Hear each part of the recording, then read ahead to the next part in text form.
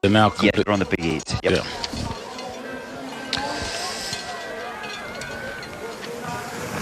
Well, good afternoon, as it is here in Holmenkollen for the women's 30-kilometer freestyle mass start race here. And it's a race which has already broken up, and here is the world champion from 2 years ago, Theresa Johaug, right out on her own in similar fashion to what happened 2 years ago. And she's broken away from Justyna Kowalczyk, who you can see in the distance there, and then Charlotte Kalla, who's leading the next chasing pack for Sweden. Mike Dixon alongside myself, David Goldstrom, and at this stage of the race, the women have completed their first loop of 5 kilometers. They're now on the first of 3 loops over 8.3 kilometers and working their way back to the stadium, where they have the opportunity, if they wish to change their skis. And if they do, it'll be the first of 3 opportunities. But Mike, as everybody says here in Holmenkollen, it doesn't really matter whether you're freestyle, whether you're classic, whether you're mass start or whether you're time trial. Oslo is always a real test. It has some kind of aura, David, and it's the one that, outside of the Olympics and the World Championships, really annually is the one they all want to win. And the determination, the aggression, and the focus that Theresa Johaug is showing today, she wants another title on these tracks to make her legend even larger in this area. Now, the situation in the overall World Cup, as you see Therese skipping around here, is that the World Cup is already secure in Justyna's hands.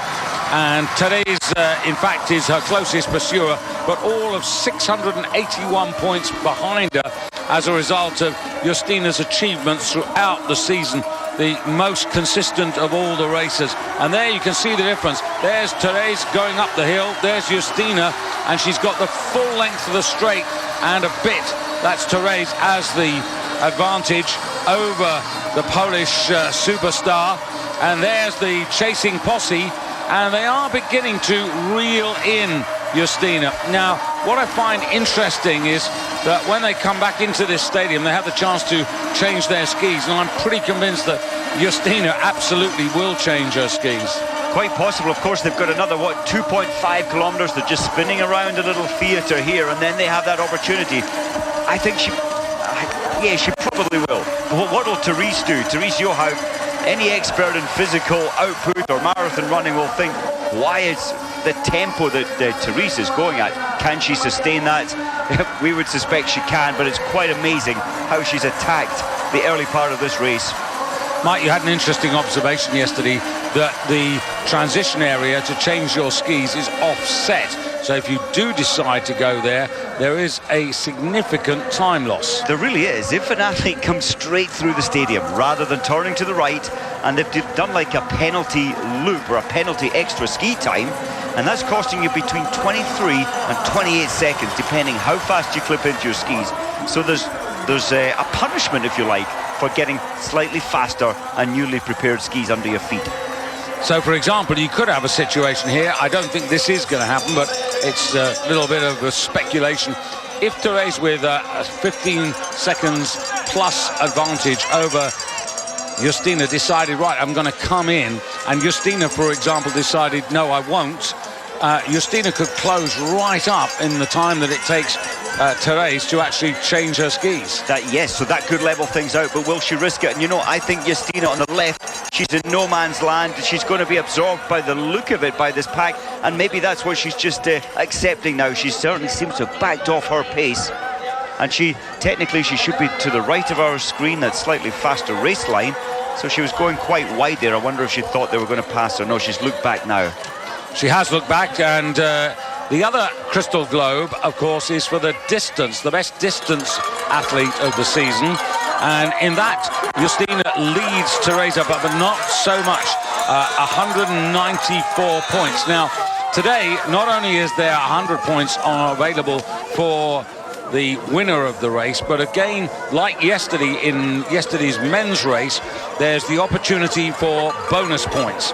And the bonus points, there's 4 opportunities, and the first across the line gets 15 points. So far, Teresa has taken 2 lots of bonus points. So that's 30 of a possible 60. And if she finishes first and Justina second, that would give her 80.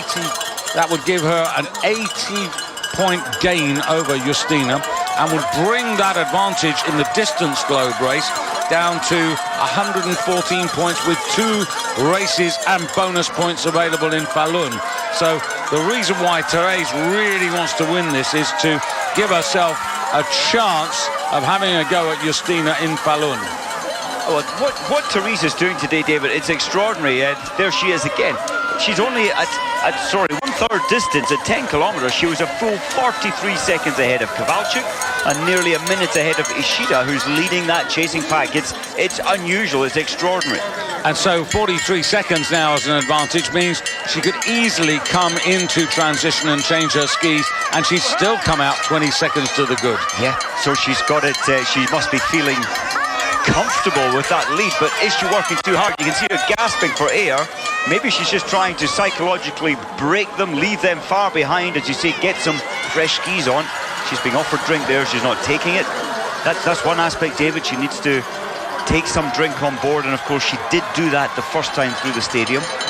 Here's Justina being hunted down there by Charlotte Keller wearing 8. And then behind is Heidi Weng and Kristen Styrer, and also Elizabeth Stephen in the black race suit for the United States of America, having a good run. Nicole Fessel in the black and yellow there for Germany is their leading challenger. And right on the left of your picture, that is an Italian who came to note in the World Championships, Deborah Agraita. And she has already shown that she's someone we should keep an eye on for the future. She wears bib number 26. And one of the things we noticed this season about her was the fact that she went to the World Championships on a real high. And the reason being that she got the silver medal in the under-23 skiathlon World Championships at the end of January in Liberec, and a bronze over 10 kilometers freestyle. And had also medaled in 2012 in the under-23 championships. So she seems to be one of the new rising performers, or I was going to say star. She isn't a star yet, but you know what I mean. She's a name to put in the notebook. And certainly her mindset, a Greiter, to be staying there with the chasing pack, to making sure that she's placed in that opportunity group to then maybe fight for the silver and the bronze medal in this race. Now, the other important factor, which I haven't mentioned, and I'm sure that many of you at home are wondering about, is where is Marit Bjørgen? Well, Marit was due to start, but made a late decision this morning that she's still not over the cold. She's still under the weather.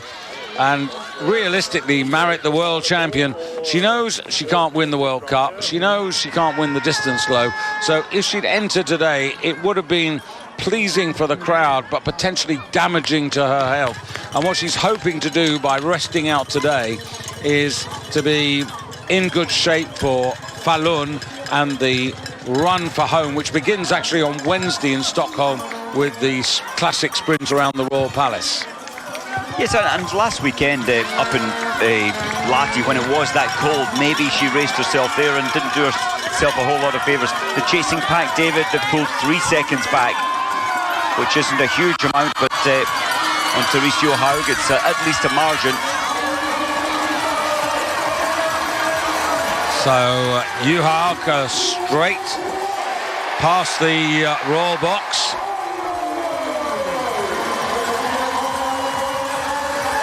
Royal box to her right as she comes up here, and the drink opportunity comes on the bridge. And then, Mike, what we're really thinking is she must come in and change the skis.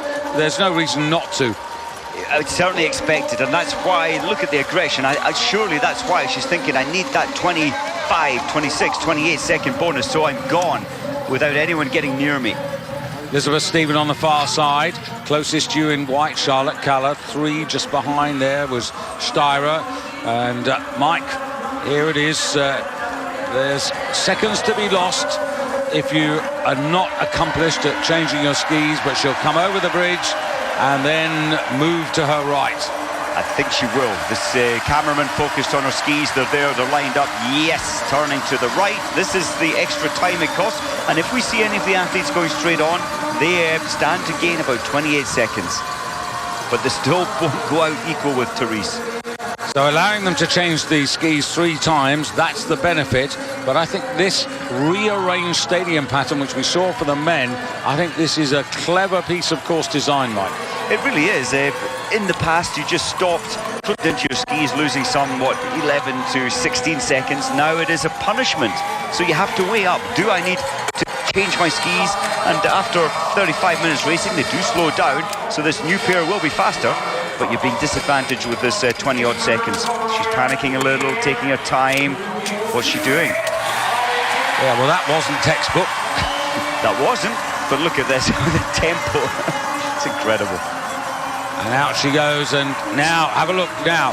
That's Elizabeth Stephen, who has decided not to go in.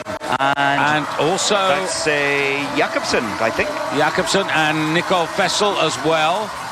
And you can see Kalle on the left there in the white. She's decided to go in. And that's one of the French racers there wearing bib number 30. That's Anouk Favre-Picon, who's going the direct way. But everybody else here, you can see in goes Heidi Weng wearing 6 closest to you, and Charlotte Kalle and Ishida in purple on the far side, and Justina closest to you now. So they've all decided that there is no option. Ishida very efficient out there, and got 21, 52. These are racers who've gone straight on, and 7. That's Astrid Jakobsen taking too long really to get out of the stadium complex. Now this is interesting because this will bring the chasers a little closer. Well, you're absolutely right. Well, Elizabeth Stephen, who didn't change her ski, Steyr, Fessel, they're only 24 seconds behind now. Now the air temperature this morning, 2 degrees.